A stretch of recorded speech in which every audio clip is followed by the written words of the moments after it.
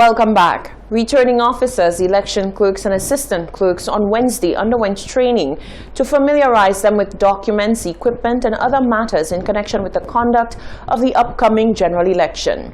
Special Assistant to the Chief Elections Officer, Herman St. Helen, says the training was organized to ensure that St. Lucia conducts elections that are free, fair and without interference. Today, we are conducting training, the second of such, for returning officers, election clerks, and assistant election clerks. The intention is to introduce and to have them become familiar with the documents, the equipment, the times of poll, how it should be conducted, and issues of that manner. On election day, we have 463 polling stations. If you multiply that by 6, you'll see how many people are working for the elections.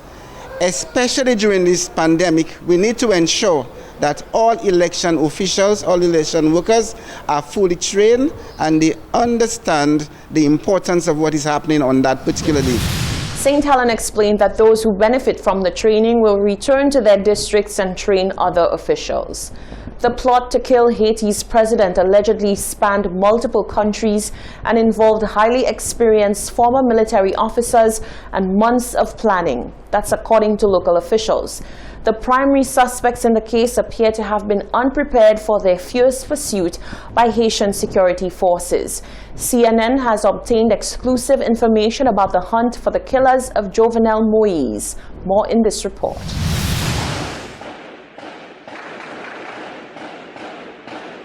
Gunfire echoing through Port-au-Prince after the president was assassinated.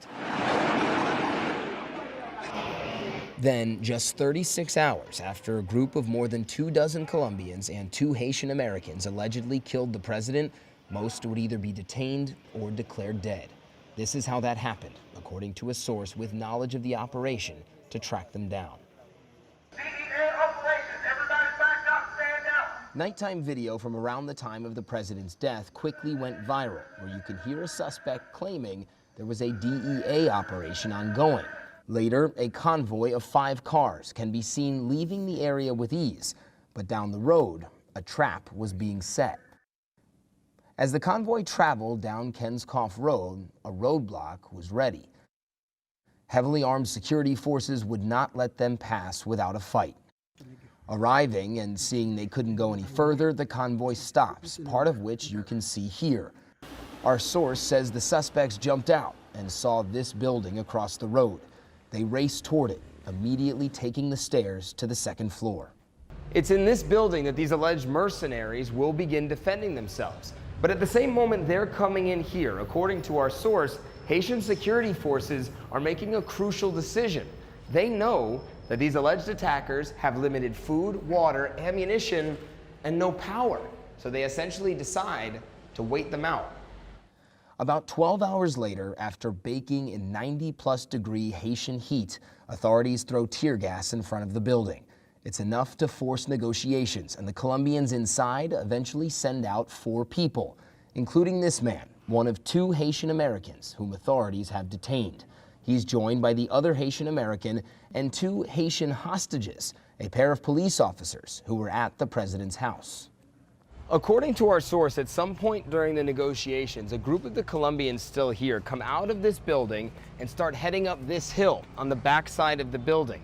And eventually they make their way to a seemingly strange destination. Just about 100 meters up the hill from the building lies the Taiwan Embassy. Our source thinks the Colombians went there because it wasn't an easy place for police to enter, given its diplomatic immunity. In order to get all the way here to the embassy, though, they had to walk through a pretty residential neighborhood. And according to our source, someone tipped off authorities that this group of heavily armed men was here. When they arrived at the embassy, they found a largely empty building except for 2 security guards whom they tied up. Security forces quickly surrounded the embassy and then turned their attention back to the building below, where they believed a few suspects remained. It was time to go in.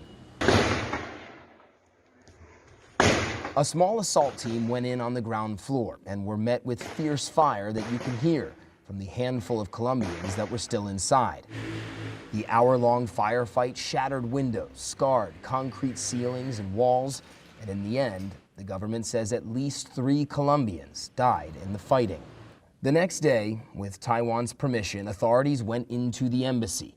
Our source says authorities checked CCTV cameras and found nearly a dozen Colombians in a room who ended up giving up without more fighting. Nearly a half dozen still haven't been found. On Wednesday, the 23rd of June, Tyler Theophan, Miss St. Lucia World 2021, visited various agencies who have come on board with Events St. Lucia, the exclusive and official license holder for Miss World, to lend support and ensure the success of this undertaking by St. Lucia. Tyler Theophan will represent St. Lucia at the Miss World contest in San Juan, Puerto Rico on the 16th of December 2021.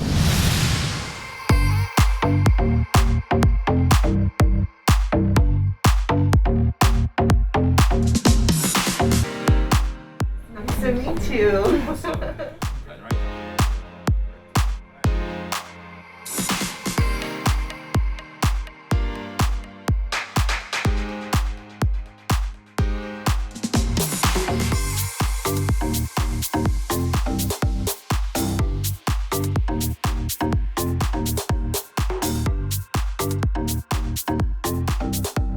Pleasure meeting you. Yeah, and welcome to CIP's office.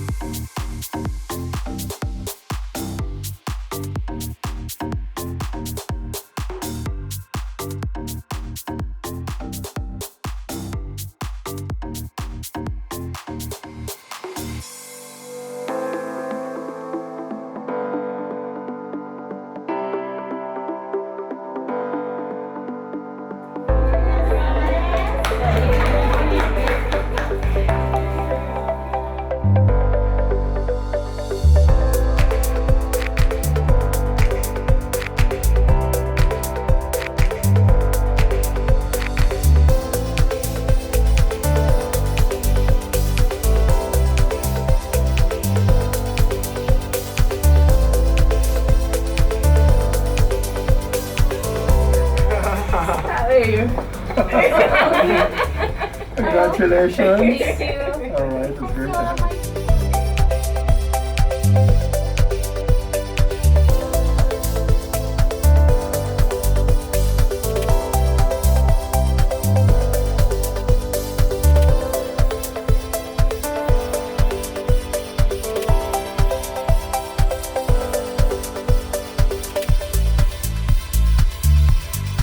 St. Lucia, let her inspire you.